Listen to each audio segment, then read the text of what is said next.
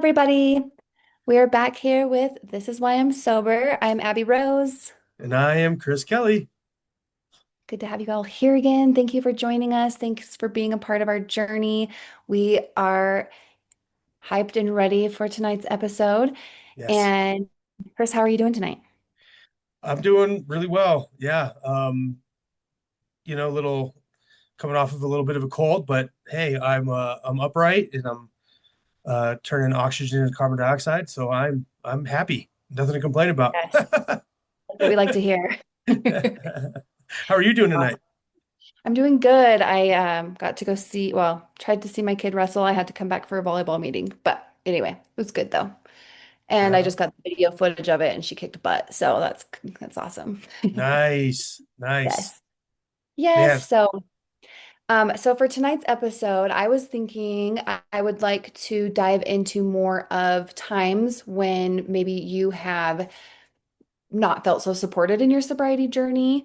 Before we dive into this, though, I also want to preface it for our listeners out there that trigger warnings, activation warnings, we do talk about real situations, real life, addiction, the nitty-gritty, all in between. And so we don't want it to be a surprise if there's things that might be unsettling. I think we're great, and I think our stories add value to the world. So, but just it might, it might be unsettling in some ways, and maybe it won't even graze at the unsettling scope tonight. But in what ways have you dealt with times, Chris, where you haven't felt so supported, or how you move forward when you're kind of feeling like there's that pullback from your past life? yeah. Oh boy, great question.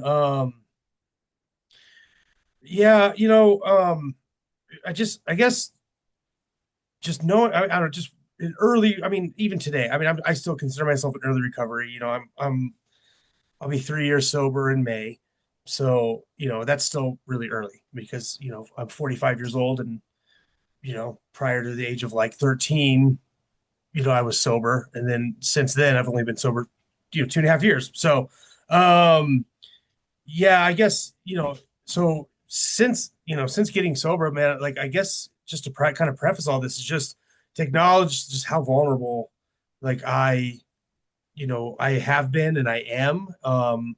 And I mean, every day it's just I feel just stronger and stronger in my recovery and my sobriety, but it's still still vulnerable to to triggers, cravings, like, and when people might intentionally or unintentionally, you know, um, sort of like, I don't know if it's like sabotage my recovery, or, to really try to just like get into my soul about like who I am as a human and stuff, which can be activating, when every single day is just, some days the goal is wake up sober and go to bed sober and do the best I can in between, right? And then other days, there's higher aspirations on top of that. But yeah, I guess the first time I went to treatment, and I got home, I was, well, first things first, like I totally 100% acknowledge that I didn't treat my stint in rehab like I should have, right? I went into it not, I felt like I was doing it for everybody else. I didn't feel like I was doing it for me. Um, I certainly didn't want to. I just felt like I just need to be like sober for 30 days. I'll be fine, like this and that and the other. But like I got home, and I really wanted to stay sober. I really wanted to. I still had the mindset that at someday I'm going to be able to drink again, right? And that obviously happened, and it didn't turn out so well. But yeah, I guess so I came home and I was really really trying, and but like I don't know, the support, I don't know if it was like, if again, if I had expectations on how people were going to treat me or how they were going to respond, or I had expectations even more so on myself on like how I was going to respond to sobriety. But just being so vulnerable and not really having the correct mindset. Yeah, I I think I just opened myself up to let people kind of get in, and like and mess with my recovery.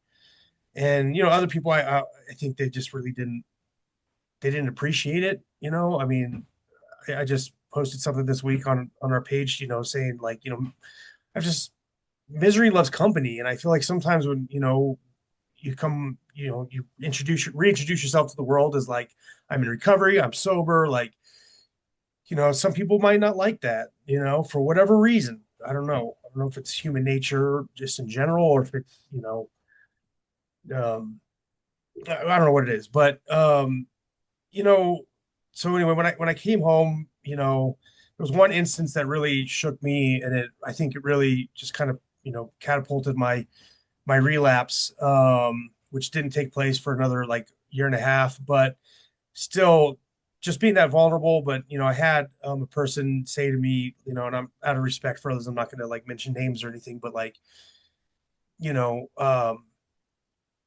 the only I was told the only thing that changed, or the only thing that was different between me being there and gone, was that they had to take the trash out themselves. And just hearing that, like, it really sunk in, and I was like, man, so in this person's eyes, like, I'm just somebody who takes the garbage out. And if I fucking died tomorrow, like, that's the only thing that would be, that's the only inconvenience. And that Right. really shook me. And so I think that was like an active, like, poke at me trying to better my life.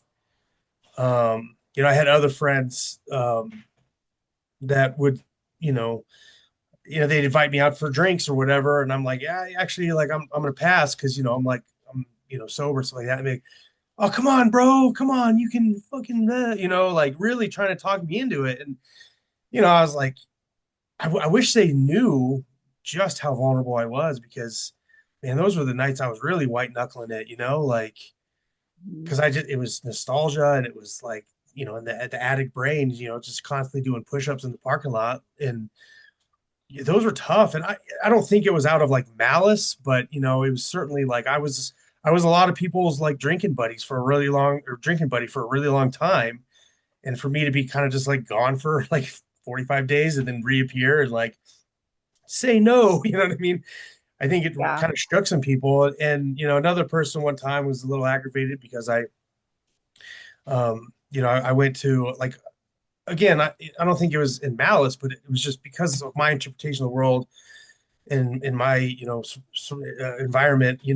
Like, I went to this barbecue, and um I was like, well, I sober now, and I don't really know, it'll be fine, this, that, and the other. And went there. By the time I got there, like, everybody was pretty hammered, and people just really trying to, like, pour drinks down my throat, like, literally, like, they wanted old Chris, old party animal, fucking, let's see what kind of crazy shit we can get this guy to do, Chris, back to their lives. And I was like, like, nah. And I was like, actually, I'm gonna like take off, because I can't be around this environment. And somebody who was, I mean, they weren't like a really like a friend, but I think they were probably just obviously, lower inhibitions from being drunk, and a little aggravated from it. But they were just like, yeah, well, you just wait till the pink cloud bullshit fucking goes away, bro. Like, and I'm like, because I mean, I get it. Like, the pink cloud is real, and when it does go away, it makes shit kind of tough. But like, damn, I didn't need her to hear somebody that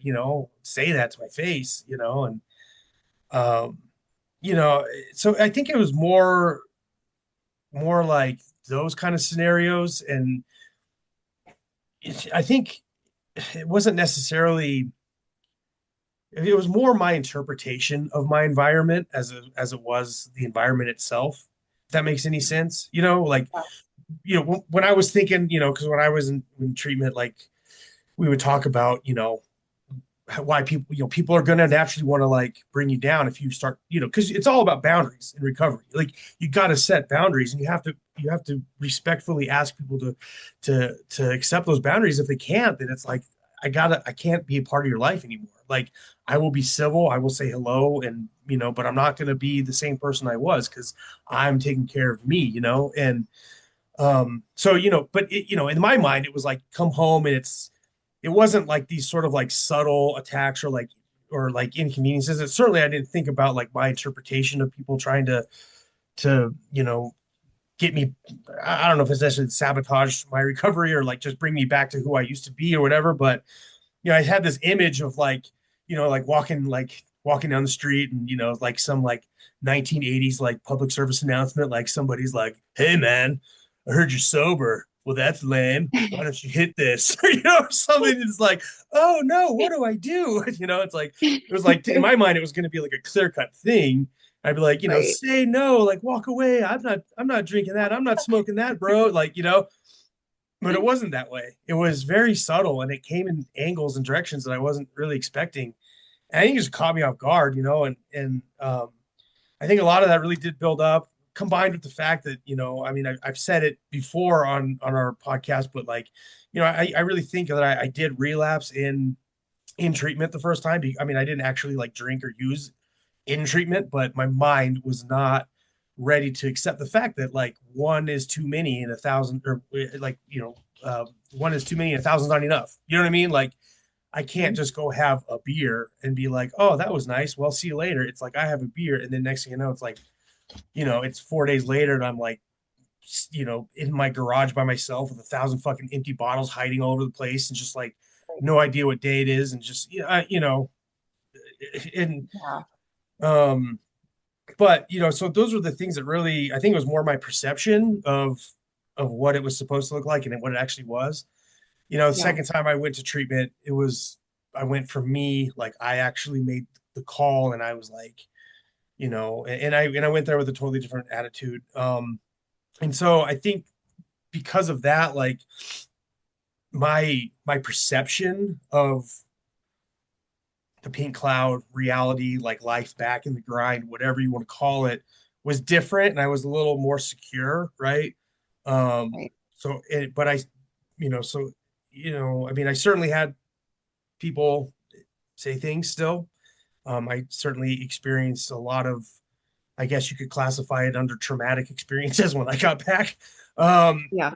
which, I don't know if the people involved in sort of those aspects of that trauma, like were doing it to just like say fuck you to me, or if they were or not. But regardless, Yeah. like I had to change my entire perception of what it meant to be in recovery and what it meant to be sober and really like, boundaries. Like I started setting really strong boundaries and my world, my social world, I mean, it shrunk. I mean, Yeah. I don't really, like you're my friend and I have a girlfriend and my family and coworkers, but I mean that's it, like it's not like my world before was just, I mean, I go through my phone sometimes. I'm trying to find somebody in my phone and I type their name in and there's like I've got like 16 contacts with the same name and I'm looking through them. I'm like, I have no fucking clue who these people are because these are all Right. people that I would like go and, get drunk with or meet at a bar or whatever and, be partying with all night. I'm like, yeah, just swap numbers and stuff. And, I mean, I've Man, so many 5,000, contacts from bar yeah, nights. yeah, right. 5,000 Like, who contacts on my is this phone. And yeah, like I girl use in the like red four of them. dress? I know, right? Like, holy shit. So it's just my world went from really big to really small. And a lot of these people weren't used to that. And so I had to ask him to be, to step away. Um, I feel like most people have been more understanding now that they see that you're serious in giving you the space that you need, or do you feel like it kind of burned bridges to be able to have boundaries? yeah, there was definitely a lot of bridges burnt. I mean, my like real true solid friends, they totally respect. I mean, but of course they don't really live here. Like I got like one of my best friends is in Australia, another's in Long Beach, a couple in Denver. So it's not like I really like see them a bunch. So it's Yeah. not like, I'm not like struggling with like, what do I do if they call me? It's like, but yeah, a lot of people that I just be out and about with and drinking and, here, just, they're just not there. There's, so I don't really, yeah, it's again, like my world just became so small, but the thing is I love it. Like it's peaceful. And Yeah. clear. And it was tough because, you know, I would say probably most addicts, I don't know, I guess I can't really speak for most, but for myself, like I was very codependent in my addiction. Like I really wanted to please everybody and wanted to, you Oh my know, gosh. just completely just let anybody and everybody enter and walk around in my life without any, and then all of a sudden it's like, hey, like I can't, like I need you to actually like step away from me for a little while. And boy, people don't like that, right? People do not like No. that. And especially, and I think too, for some people, especially if you're like, yeah, you need to step away because like I'm taking care of me, I'm sober. And they, I think, interpret that as like, oh, you think you're better than me? It's like, no, bro, like I'm not. Like Oh. I need to put my sobriety before anything else, right? And so, again, I think it's more of my interpretation of everything as opposed to like the actual my environment in and of itself. If that Yeah, makes any sense, that I've makes been total sense. Yeah. okay. I've been rambling for like 10 minutes. It's just kind of No, I love it. Thank you for okay. sharing all of that. And you Yeah. touched on really important things. I feel that people who are just even sober curious, can kind of mentally prepare for. And of course, it looks different for all of us. And I think, there's going to be those in our lives that are supportive and want to support the best ways they can. But I think we both kind of relate in that sense of we were just always wanting to be the life of the party, wanting to just turn up and show out and do Hmm. whatever. And so when that presence of ours leaves, then it's hard for people to understand or accept that you're going to be around us, but you're not going to do anything. Just Yeah. I think, and I think as time's gone on for me personally, I'm able to be around it more, especially where I'm a musician and I play in places where alcohol is. That was Yeah. a really great exercise for me to get to, but it took me a long time to be around drinking scenarios before I felt comfortable and could immerse myself into being around it and being like, no, I don't need it. I don't want it. And that's Yeah. okay that others are having it. I personally am going to not. But I feel like the first while running into people that I used to party with and things, I had copious amounts of people be like, just have one drink. That's all you just have one. It'll be okay. Or I'll keep an eye on you. It's okay. I'll make sure you don't overdrink. I'm like, you don't know who I am. I Yeah. will overdrink when you turn your back. I'm going to be like, Yeah. you can babysit me all day, but I can't even be accountable for myself. Like, don't put that on yourself. Yeah. I'm a Uh, professional manipulator. I will I find ways to drink. You think I'm not, but I am.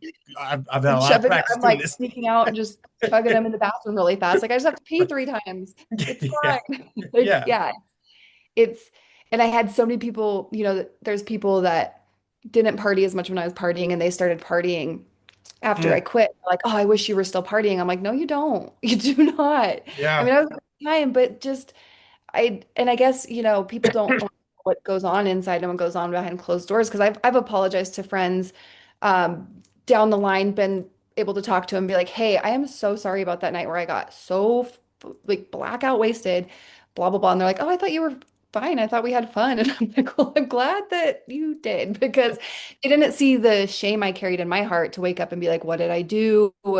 And what are these pictures? And who did I talk to? And who did I let around my body even like just all of that Yeah. shame that I accumulated every single time where it just dropped me into a depression. Like they didn't see that part. They saw the fun bubbly me that's like, yeah, let's do anything, let's party, let's dance on the table, let's get into shenanigans. But it was so hard to recover from as time went on and as I accumulated more shame. And so yeah, that having that strong field around me to be able to create the boundaries and to be able to realize where I was being a people pleaser in so many ways, where I was setting myself down so many times just so I could go party and be part of that scene and uh that codependency, Yeah. like I would go just, have that those times with the people who also needed to have those times. And I also found there was a lot of people where it was like I didn't have like our friendship was based on that and that's it. Yeah. Would they go back at the end of the day? No. Would they care to hear about my deepest woes or my deepest strengths, Like no, they don't give a shit. It's like and that's fine. But that's, where this friendship was built upon was a foundation that was all bubbly and numb and Yeah. not real. Yeah. I mean, that's such a valid point because like that's what I mean when I say like my world got so small, it's because I mean, so many of those relationships were built in the bars, in the bottle, in bathroom stalls, like fucking snorting shit or whatever. Like, Yeah. those like bonds are made, and then you suddenly, like, you turn the kaleidoscope like half an inch on your life, and it's like, oh my gosh, like Where do I fit there's here? no, yeah, they're like, yeah, I don't fit, and they don't fit in what I'm looking for, and so, Yeah. naturally some of those relationships just sort of dissipate, but like some of them are kind of in your face, which is, what we've been just discussing. Yeah. Oh And yeah. yeah, I, Getting handed drinks when you go out, like here, and it's like, yeah, ah. it's just the Now I'm strong expectation. enough. And I have friends who drink, and it doesn't affect me. I have no judgment. I have no, like I said, I don't care what people do with their lives. I don't. When I was a very fresh in it, I had to be very mindful Yeah, and tactical about where and how I put myself into the world.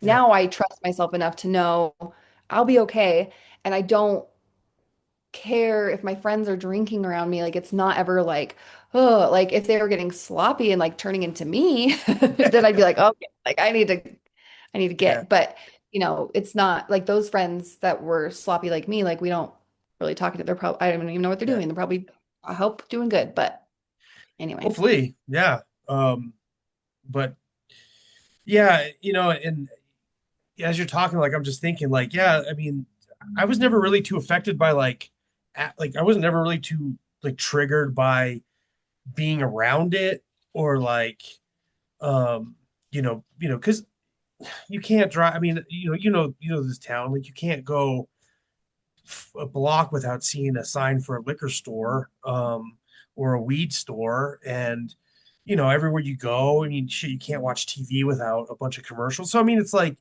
those things. I don't know. Maybe I just was sort of prepared for that, for those kind of like triggers, and to be able to like have that guard.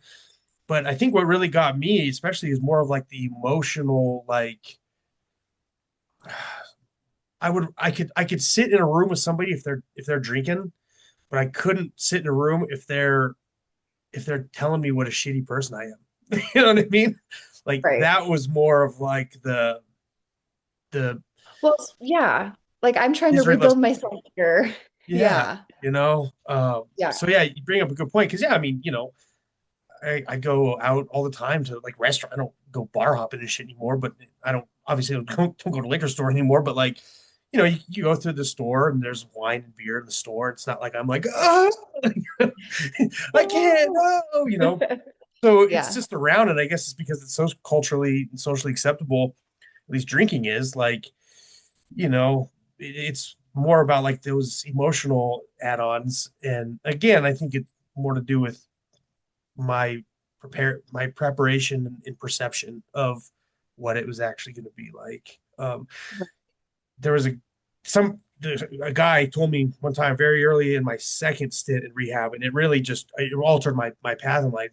He basically just, we were in a room, and he said, if you expect to stay sober in the environment that you couldn't stay sober in, you're never going to get sober. And at the time I was like, I have to make immediate changes in my entire life. Like I need to, like, the marriage needs to go away. I need to get out of my house. I need all these things. But the farther along I get in my recovery, like it's way more deeper than that. It's not just about like physical or geographic changes. It's how do I perceive my environment? I need to change my perception of the environment, right? Because I Yeah. tell this to people, and sometimes like I can't change my environment. I got kids, and like I have a job, and it's like, well, that makes sense. You can't, I wouldn't ever say to anybody, leave treatment and go home and be like, I want a divorce. I'm selling the house. I'm moving to fucking Oklahoma or whatever. You know what I mean? Like, Right. but you can change your perception of it, and set those boundaries, right? Yeah. And I feel that practice in your mind of changing the perception, like that helps you with creating a different perspective when you're in the spaces that you can't change. Like we Yeah, don't have a say and control of our entire surroundings and all the things we're going to face in life yeah, ever. yeah, But we're not, I'm not going to buy like 12 shooters to like keep in my purse yeah, and yeah, shoot every Yeah. time I'm feeling a minor inconvenience anymore. Yeah. It's Oh my gosh, right. yeah, And it comes back to the simple the simple like psychological like philosophical whatever you want to call it, but like you can only control what you can control, and the only thing you control is your response and what you learn from things, right? Like I can't, I would never be one that's going to go to a party and like walk in and be like, everybody stop drinking. Everybody, like, like, Jesus, down. become a cop. Like, everybody put your booze down and step out. Like, I'm never do that. But like, I can control if I want to go to that party, or I can control how I'm going to respond to that, and if I Right, do, if I am getting like nostalgia is probably my biggest trigger. And if I'm sitting there and I'm right. seeing Oh, like in people and they're like, ha, ha, and they're, recognizing. and I'm like sitting in the corner, like, oh my God, then what can I do about that? I can leave. Nobody's shackled me to the door, so I can control my Watch us response. get drunk. Yeah, right. Yeah, you will enjoy this. Watch us And have then, so much fun without. right.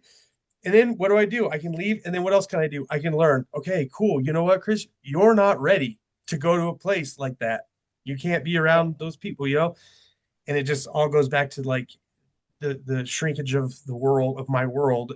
But I'm happy. I'm okay with it. Like I find a lot of clarity and peace in my life. And Yeah, but there's also sort of a paradox because the opposite of addiction is connection, right? But I think that connection doesn't have to be the same connections that you had before. Like I actually find more deeper connection with myself, which is certainly that's keeping huge. me sober, right? And I can choose who I want to be around. Like I choose to be around, you, you're sober, Yeah. right? I can choose to be around like, people that aren't gonna emotionally like trigger me. Um, Right. Like they don't necessarily have to be sober, but they need to be supportive and yeah, not taking away from your space of yeah, sobriety, where like yeah, you are strong in yourself. Like when we put ourselves around the people who don't see the good in us and don't want us to succeed, then we're going to become what we're steeping in, right? yeah, It's yeah, and so sober or not, like it's the people that support and love us and see us and want the best for us and understand that I'm not going to pressure this person or put them down because they're trying so hard to make a different life for themselves. And I love that. I love the people in my life who just respect where I'm at and what I'm doing. And, yeah, you know, I feel like when I first got sober, and when I tried for years before that, when trying and trying, the stigma is so deep and it's still there and we're still trying to break it. But it was even worse because it is such a social norm. And so the misunderstandings and the like, and the audacity of like, you're judging me because you're going to stay sober. No, I don't care what you do. yeah, Now it's a little more socially acceptable to go to the bar and get a drink. I remember my first time going to a bar and trying to get a soda, and there's still bars that look at me like, "Ugh," and I'm like, I just want a soda. I don't even drink soda, but if I'm there, I'll get like yeah, a juice or yeah, something, yeah, soda water with freaking lime. I don't care. yeah, Um, but it's just I can see the stigma slowly starting to melt away. I can see that people are starting to just understand that not everybody can and will yeah, um, need to drink and I feel like people also need to know that even if there's a lot of time and space between your sobriety date and when you've used and whatnot, like I can never let my guard down. I can never allow myself to get into a space where I am around unsafe people for my mental health and where I am like those boundaries and protection of myself and my heart and where I'm at are so much more important to me even now because I feel like the more space I get from it, the more I can fantasize about it more in a way of like, well, could I just do that? Would it be okay if I did, just had a yeah, drink? And I don't think that I can. And so it's just creating safety habits. yeah, for sure. And yeah, your comment about stigma was, I mean, spot on. Because it's real. Like people, you don't drink, what a fucking weirdo. It's like, Yeah. Who brought this guy to the yeah, party? It's like, yeah, I want right. to Like, hang out.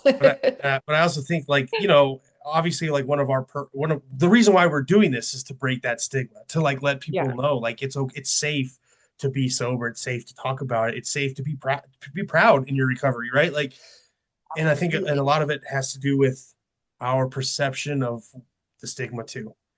You know, before I'd like go, yeah, I'd go to like go to some place and I'd get a soda water and lime, and somebody would be like, you know, but now they might do the same thing, and I'm like, fuck yeah, and I'm proud of it, right? I'm Yeah. gonna walk out of You this don't feel place. so ashamed. Yeah, I'm gonna get out of my car. I'm gonna walk. I'm gonna drive home, and I'm not gonna be all paranoid like I used to be when I was drinking and driving, right? Right. And Yeah, I could hey, drive home just fine. by the way, if you need a ride, I'll give you one because I don't want to see you. I don't want to see you get in trouble. I don't want to see you kill somebody or yourself, right? So, um, Yeah, but yeah, there's a lot of elements to that. But you know, absolutely. yeah, this is why I'm One sober. time a call. Yeah, this is why I'm sober. For sure. Yeah, I'm glad we talked about this tonight because I really do Yeah, think there's so many layers to everything we touch on. I'm sure we'll circle back to things constantly because there's just a plethora of things. And I'm yeah, sure there's going to be things as we continue just that we learn about ourselves as we get on. And I loved how you said that whole, connecting with yourself. I feel that's been the biggest gem of my determination to create this life for myself is to get to know me on a yeah, better, more personal level and where I take it to heart so much more because I value me. I yeah. didn't value me when I was making Oh, shit choices and 100%. just running amok in my life. Right. Um, I I wasn't a good friend to me. I wasn't a good friend to all my friends either, just like No. all of these things to where I feel building a life where I value me, where you value yourself, where we value what we're building. It's what's going to help us in the trying times because we're going to have trying times. It's life. Oh yeah. I Um, mean that's but just continuing to not choose alcohol or whatever, the barrier is for anyone out there listening, whatever addiction it is, to choose something that's a little bit safer for us, a little bit more yeah. that harm reduction, whatever it may be. Yeah, and it's you know, it's a lesson in holding on to what is so sacred to all of us, and it's our own control and our own power. Because for, you know, for me at least, it was decades. I just relinquished my power to booze. It had Right. complete control over me. And Here, have yeah, all my like choices. yeah, whatever. I don't care. I don't care what's at the end of this, you know, if it's jail, death, what, you know, divorce, homelessness, whatever. Like Yeah. it doesn't matter because I am, you know, you are my all powerful, you know, thing. And now that Mhm. I've got my control and my power back, and that is so sacred to me, like I'm never gonna give that up again to anything. And you know, whether that's drugs or alcohol or people that are gonna try to take what I have away from me, right? That's just Yeah. that's a That part. line in the stand that I will not cross. Yeah. 100%. It's like toxicity is toxicity, and we don't have to sit there and drink it, whatever that is, whatever's toxic to us Yeah, in whatever yeah, form it comes. yeah, yeah. Agreed. Thank Wow. you for sharing. Now, great topic. Man, made me think. Whew. I know. Good Same. one. Same. We could go for like 3 more episodes on this one, but I know. Well, I'm sure we'll circle back around soon, but yeah. Oh, yeah, absolutely. cool. Awesome. Well, I'm so glad that we got to talk on that tonight. And Yes. oh, I was also gonna let everybody know. Let's see. So we're releasing this, and tomorrow's Friday, the 27th.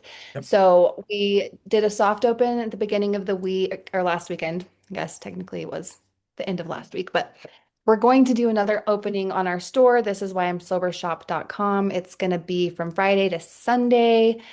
So if you haven't had a chance to check it out, go ahead and check it out. There's a lot of cool items. There's a lot of cool categories. If you're feeling beachy or in the woodsy or magical or any of that, or if you are not even sober, but you're just a sober ally and you want to support showing sober and strength, Yes. then there's that too. So there's something for everybody on there. And we're going to keep adding things for everybody, really.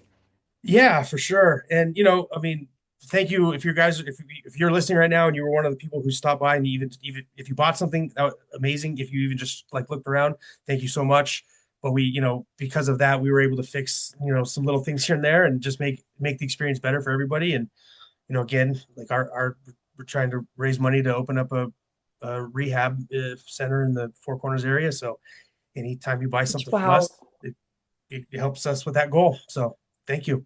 Right. Well, we also give proceeds to other addictions resources as well, but mainly, yeah, we definitely need a rehab here. I can't even imagine how many people like already there's so many people like I think of and myself included of just having a space where you can just go to is going to be incredible. And that might be, Yeah, a out in our scope of timeline range, but it's like I love that we're just even putting it out there and visualizing what it can be. And I'm excited to see how it grows and expands from just even our thought creations. absolutely. Yeah, for sure. Um, Yes. cool. As Well, always, thank you, Chris, for doing this with me. I appreciate you so much. of course, thank you. And you guys all have a fantastic evening. Keep liking, sharing, subscribing. We Yes. appreciate And it. if you have any questions ever about anything or you have a topic you want us to touch on that you're Yep, specifically interested in hearing, shoot them our way. We love to get the DMs and the messages and all the absolutely. feedback. So keep it coming. Yes, absolutely. Love it. Love it. Love it. So thank you Awesome. so much. Yes, Have thank a you good, all. Have a good night. yeah, have a good night. Bye. Bye.